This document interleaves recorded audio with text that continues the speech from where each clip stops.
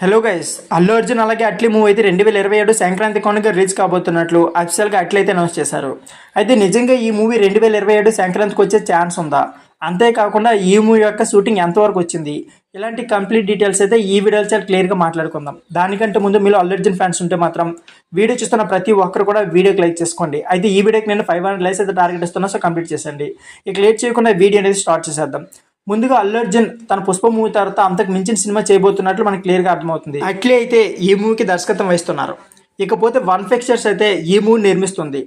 ఇకపోతే ఈ మూవీ 2027 సంక్రాంతికి రిలీజ్ కాబోతున్నట్లు అఫీషియల్గా అనౌన్స్ అయితే చేశారు.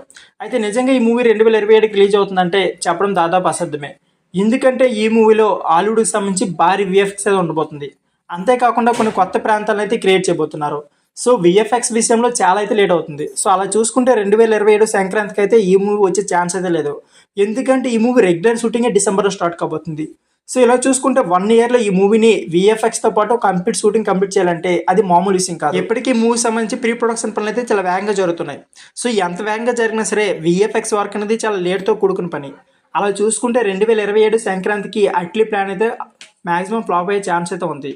ఎందుకంటే 2027 సంక్రాంతి అంటే 1 ఇయర్లో ఈ మూవీని కంప్లీట్ చేయాలంటే దాదాపుగా అసాధ్యమని చెప్పుకోవచ్చు.